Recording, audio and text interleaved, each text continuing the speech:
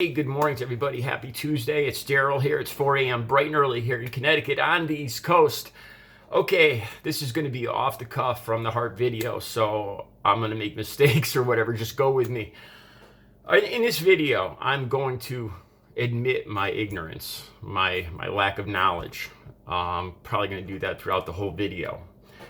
The reason for this, I was going to do a lot of research into critical, what is exactly critical race theory? What are they proposing to teach?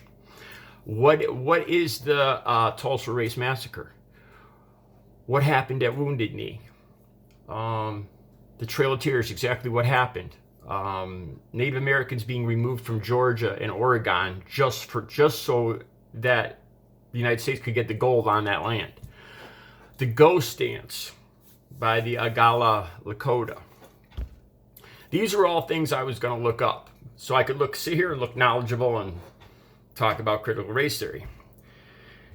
And I thought, no, that's doing a disservice. That's actually doing a disservice to the point I'm trying to make, that these things should be taught in schools, because I don't know anything about any of these subjects. At 55 years old, with being in a good school system in this country, one of the best school systems in this country, going to 4 years of tech school after high school, considerable schooling, and I have no idea what any of those things mean. I am completely ignorant of what any of those things mean. It might be a problem. Why don't I know that? Why doesn't anybody... I'd be willing to bet anybody on my street, or probably 90% of the people in my town, have no idea what any of those things are. Why is that? All right, let's start at the very beginning. As I was looking up different things to talk about this morning on my computer, on my phone, on the TV, I have all these things on at once, seriously. And on the TV, they started to talk about the Tulsa Race Massacre. 300, what was called Black Wall Street. It was a affluent area of African American people in Tulsa. And allegedly, I got a problem with this too. Allegedly, an African American man attacked a white woman in an elevator. And this sparked the murdering of 300 African Americans and the burning down this entire area. And this morning on TV, they had a woman who survived this. And she was talking about running with her little siblings, hearing the screaming of people being murdered behind her. And this happened in good old America. And nobody was ever held accountable for this. Nobody. A massacre of an entire section of town in the United States. I didn't even know anything about it till this year. Just kind of quietly buried away. Why? Because we don't want to make anybody feel like an oppressor. We don't want to make anybody feel guilty. That's the words of the Oklahoma governor, why he doesn't want to teach critical race theory. Because he'll be damned if he's going to make a one-year-old Caucasian kid feel guilty and like an oppressor. I got a problem with all these things. That what he said right there is misconstruing the point. What he is saying right there is actually racist. All right, let's go back right to that elevator, the African American in the elevator. They keep saying this on TV as they talk about the Tulsa Race Massacre, that this is how it started, allegedly. They say it like, hey, this is alleged. We don't know if this happened. As if they're saying, well, hey, we don't know if this happened. If it did happen, well, that was a reason for this. They're kind of saying that we don't know if it happened or not, so this shouldn't have happened. No, this shouldn't have happened at all, let alone whatever happened in that elevator. Even if an African American man or anybody attacked anybody in that elevator, it does not give reason for what happened in Tulsa, Oklahoma. Again, the media is doing a disservice as they're saying that. They're giving that as a pretext, as a... You see what I'm saying here? You know, allegedly, hey, we don't know if this happened. But people overreacted. Wait, they didn't overreact. This was in their heart the whole time. All right, so as I see this story, I wonder, why haven't I, at 55 years old, I'm a well-educated man. How come I've never heard of this? And then I thought, how come I had to look up the Trail of Tears. I'm part Native American. I went to a good American school system, and how come I don't know anything about that? How come I don't know anything about Wounded Knee? I was never taught any of that.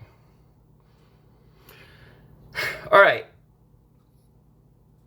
So the governor, on that same show this morning, they have the governor of Oklahoma saying he'll be damned if he's going to have if he's going to make a first grader feel like an oppressor, feel guilty, because he thinks this is, they're construing it to say that it's racist because it's putting one race above the other. The way that he is phrasing that right there is wrong and racist. What they're proposing to teach isn't about painting white people or black people. It's about painting the problem of racism itself, whether it be in African American people, whether it be in Caucasian people, or whatever. It's about racism. It's not teaching about the Tulsa Race Massacre. The intention wouldn't be to make all white people feel like they did something wrong. This is a group of people that, for one reason or another, had the idea of racism in them, and it led to this.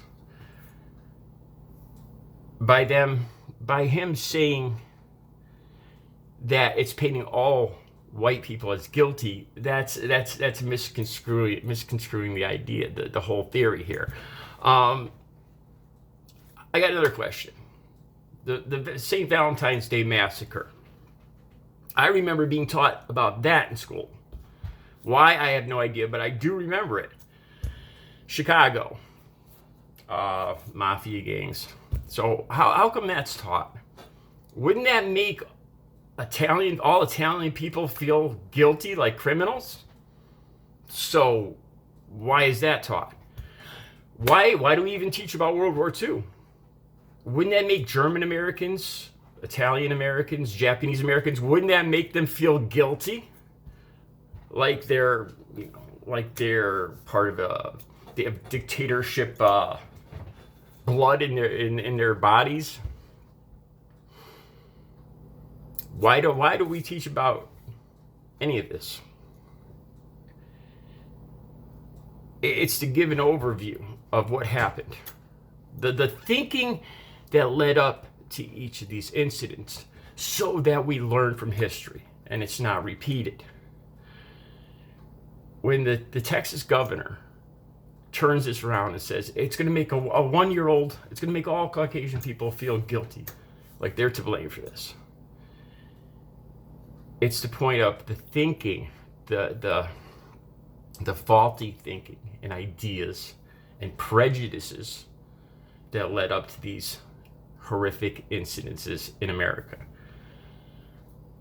So, in other words, we're supposed to just talk about all the good, happy things that came out of things, that came out of America, and not talk about any mistakes.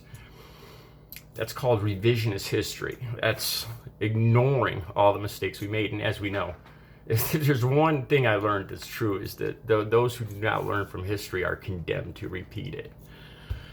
I'm angry, because I sit here at 55 years old and I didn't learn about any of this stuff. I was going to look this all up so I could sit here and be all knowledgeable before I made this video.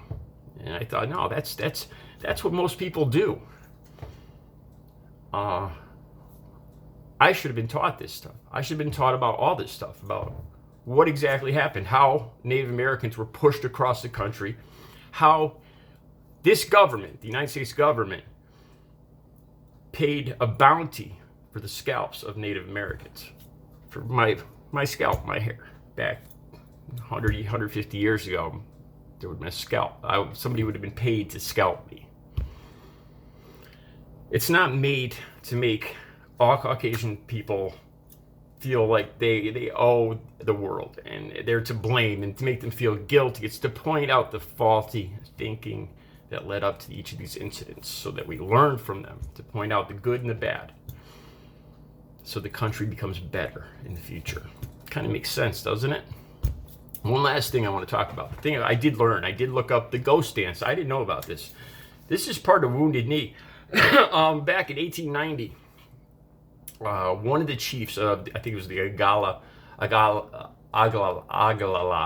Lakota tribe, had a vision, a dream, about all the buffaloes being killed, and how not only all Native Americans would be, his dream was basically that the Europeans would leave, that wiping out the buffalo would make the land uninhabitable, and eventually the Native Americans would come back and thrive in a peaceful, perfect setting, like a vision of happiness down the road. And that's what the ghost dance was more or less about. And it spread throughout all the nations. The United States made this illegal. It was illegal to record this song and this dance. I'm going to put a link down below to it. It's just a song, a simple song. And then again, after this one chief had this vision, another chief had the same vision. Like I said, it was they saw the buffalo being wiped out. Literally, we've all seen the mountains of buffalo skulls out in the prairie from the 1800s. And the buffalo, I don't need to teach everything here, but the buffalo were their lifeblood for their clothing, their house, their shelter, their food. It would basically make the land uninhabitable in their eyes, uninhabitable for anybody. So they had this vision that the Europeans would be pushed out, and it would lead to the Native Americans coming back and thriving in a peaceful future.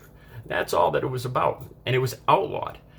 Why? Because Caucasian people throughout the United States and throughout the world saw that it was like, they thought it was warlike and evil or something bad, and they outlawed Native Americans from singing or dancing, filming it, anything. So there's very few actual recordings of this. I'll put the link down below. Something I actually learned about today that I should have learned 30, 40 years ago. Don't you want your kids to be taught everything? All right, I'll be back later with another video. You guys have a great Tuesday.